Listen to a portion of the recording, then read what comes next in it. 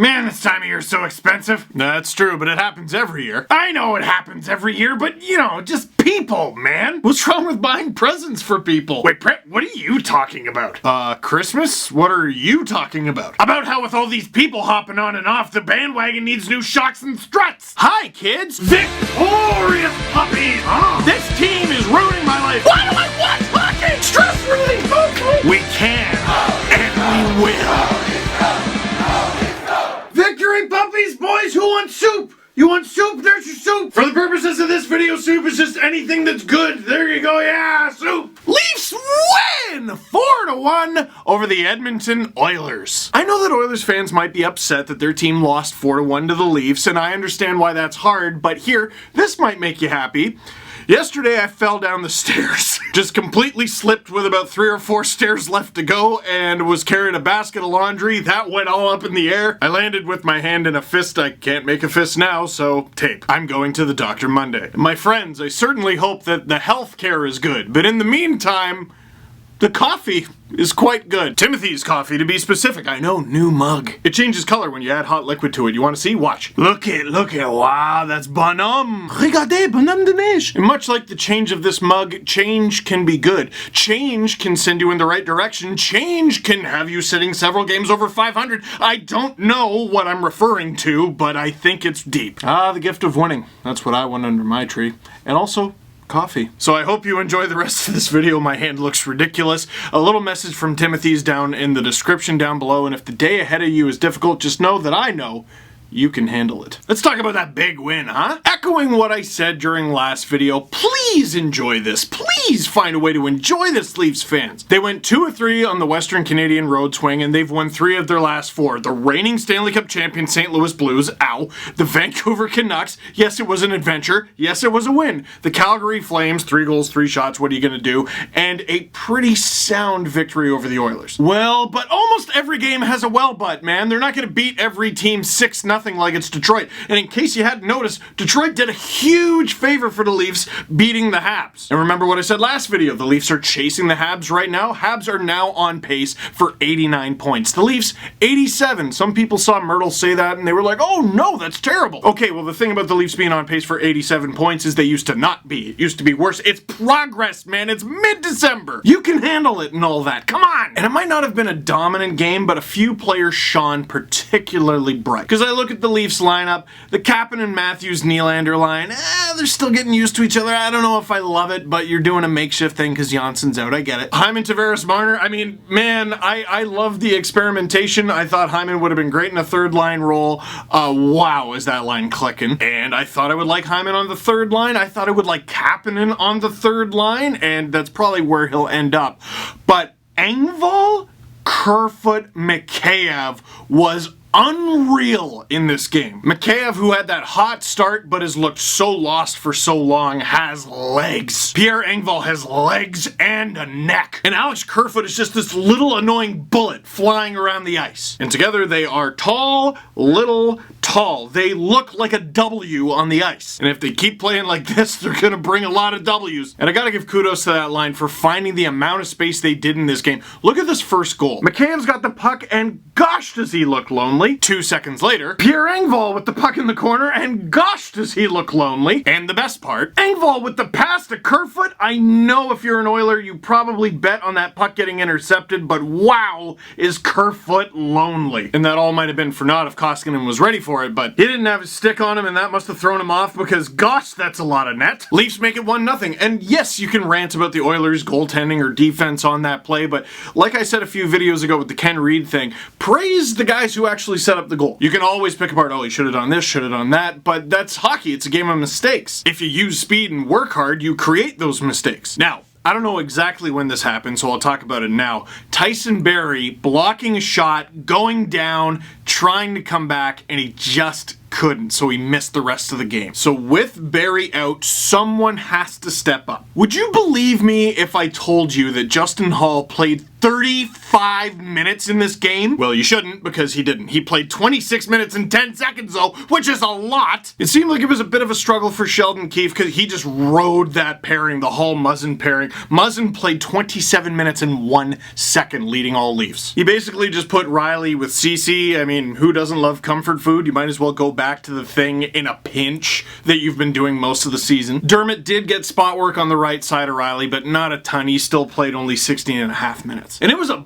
busy night for Holl. It was gonna be a busy night for Holl even before Barrie got hurt, because Cassian was in his kitchen right from puck drop. So I want to talk about this now. You need to bring up Holl. This guy has been the biggest bright spot all season. I think this is a big enough sample size to consider him legit. Well, Lucas, no, that's where you're wrong. Actually, 11 games is enough of a sample size, especially 11 games that featured 2 right-hand defensemen on the same pair, and one of them was Igor Rozhganov. Holl was one of the absolute biggest failings of Mike Babcock. It's one thing if, okay, night in, night out, I like this guy, I like this lineup the most, that's fine. But one thing I could not for the life of me understand is how this team that has more back-to-backs than anyone seemingly, they couldn't find a spot anywhere to get some of the spares in.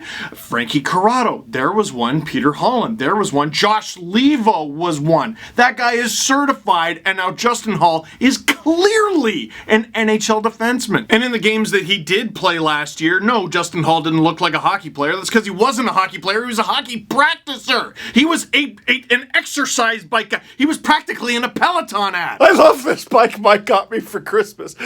Looked like the guy was going to be in an ad for Ryan Reynolds gin any day. So good on him for having a good game, and it won't be popular, but good on Cody Ceci too. I thought he was good. Yes, I am fully aware that he had the puck over the glass penalty that led to the Oilers' only goal. He also put the puck over the glass at the Oilers' end of the rink from like center ice, which I thought was spectacular. Fact of the matter is, both those guys had to step up in a big way, as well as their partners Riley and Muzzin, and even though the Oilers have been struggling lately, dude, McDavid and Draisaitl are cheat codes. But enough about them. Second period, we go back to the W line. That's what I'm sticking with now. Either that or we call him the neck, foot, soup line. Pierre Engvall charging him with speed that teams don't seem to expect. Puck goes to Mikheyev, who also uses his speed to catch. Who is that catching? A Draisaitl? Absolute chaos. Engvall puts it behind him. Kerfoot with the tap in, but he gives it to Soup anyway. That was a spectacular, smart, selfless move that could have gone wide of the net and resulted in an Oilers scoring chance, but Kerfoot thought Koskinen was coming across with enough speed that he might rob him. So why not give it to Soup? Also, it's not like Kerfoot's season has been a bunch of daisies, but Soup needed that bad. 22 games without a goal. But ladies and gentlemen, no time for celebration. Let's have a moment of silence for that camera that he destroyed. And the W line makes it 2-0 Leafs. And after the game, about the camera, when he found out he broke it, Mikheyev just said, "I am sorry. We must protect him at all costs." Now, third period, we all know what happens. I just talked about it. Cody Ceci puts the puck over the glass. He's in the penalty box, and that's a bad thing. Chason kind of catches the Leafs standing still at the blue line. I get that they were trying to hold it, but Muzzin was not in a position to catch him at all. Makes a nice move on Freddie. Freddie almost gets it, but not quite. The Oilers get on the board. And man, people think I hate this team and that I think they suck, which is just not the case. Man, they have McDavid and Draisaitl. I don't know. I only know one language. I've said so many times that if they get like a couple wingers, not even like spectacular amazing ones, like just decent enough AHL call-ups, they could run away with things. Forget the defense, forget the goaltending. Their brand, their whole identity is Draisaitl McDavid. It's scoring goals. Jason, there's one. Hey, James Neal had a bee in his bonnet. You can't sleep on the Oilers, man. I'm looking at this like, there's a lot of time left on the clock. And I know the Oilers are on a skid, but they've made all of them interesting at the end. And with the Oilers having their big guy on the ice, Connor McDavid, he gets schooled by... Is that Dmytro Timashov? He's in the lineup? He throws the brakes on McDavid, finds himself some space and a passing lane for Austin! Is that GOAT? He's in the lineup? Okay, I know I said I was only gonna praise the people who scored the goal, but Oilers fans, you should know that that shouldn't have got in. Dude, Timashov is alone. The other Leafs are changing. He's going up 1-on-3 against Bear, Nurse, and McDavid. Freddie the GOAT just comes streaking in and roofs it, which he can do, man. A lot of people criticize GOAT. I think the thing with GOAT is he actually has surprising speed for a guy his size, although he never really uses the size. He has a surprising shot. The issue to me has been stick handling, but he didn't handle it here. He just roofed it. Good for him. Good for Timashov. Good for the Leafs. It is 3-1. Oh, Oilers are about to pull their... Okay, never mind. Power play. That's cool. I'll deal with that. Finally, took all night for the Leafs to get one. Zach Hyman, you know he's sniffing for that empty netter. That guy could honestly, if the Leafs were better this season, hit 30 goals just empty netters. But Marner ended up getting it instead, which, like, felt weird. Zach Hyman longingly looking at the open net like, empty netters are my brand, Mitch, not yours. Your brand is stuffing a bunch of gummy bears in Mountain Dew and calling it sangria, which I've never tried, but I might. And that's it. Freddie holds the fort. He made several spectacular saves, as he does, and the Leafs win 4-1. Again, taken 2 of 3 on the Canadian road swing, winners of 3 of their last 4. Edmonton, Vancouver, St. Louis. And a very interesting week coming up too. A light week, but not too light. They don't play again until Tuesday, but that is at home, and it's against Buffalo, who they're chasing in the standings right now. The Leafs need to win that game, and the problem with the Leafs home and home against Buffalo there is the Leafs took 1, Buffalo took 1. Fair, but the Leafs needed overtime to beat Buffalo, so Buffalo got 3 of 4 there. That was very important. Then the Leafs have a couple days off, but a pesky back-to-back against the New York Rangers on the Friday and the Detroit Red Wings on the Saturday. Freddie obviously has to play Buffalo. I think Freddie's got to play the Rangers, and Hutch, at home, you got last change, and it's Detroit for crying out loud. I know they've won a couple straight, but you have to get 2 points out of your backup against that team. You have to. Questions. Why don't people like this road trip? All the games are so full of energy. Oh, I assume the fans there love it. I mean, the Oilers fans, you want to give it to the Leafs fans, obviously right in person, rub it in their face. And Leaf fans, if you're out there, that's your one chance to see them there. Here's my thing about the Western Canadian road swing. I love it on the weekend. Chicken noodle or Italian wedding? Okay, how's this for an answer? Store-bought chicken noodle. Store-bought Italian wedding. It's watery nonsense, and chicken noodle salty. I associate it with being sick and feeling better. Homemade? No question. Italian wedding. We know the coffee is good, but how about the soup? I'll put it this way. I know I'm gonna have Italian wedding soup on Christmas Eve, and I always have Italian wedding soup on Christmas Eve, and I start thinking about it on about November 24th. What are the odds of Freddie not getting snubbed for the Vezina if he keeps this up and the Leafs squeak into the postseason? I don't think Freddie cares, man, and if he doesn't care, I don't really care. He won his 200th game, supposedly the fastest European-born goaltender to ever do that, if I read that correctly. He doesn't care. He wants to win a Stanley Cup. So do I.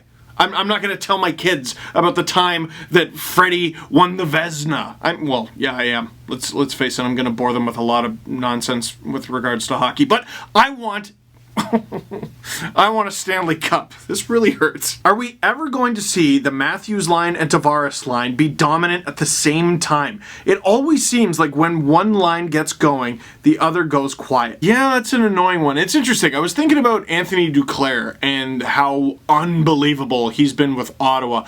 I feel like he was forced to sort of be a depth player for a while, and he just didn't excel at the role. Now he's getting a lot of ice time. Same with Connor Brown as well, putting up a ton of points.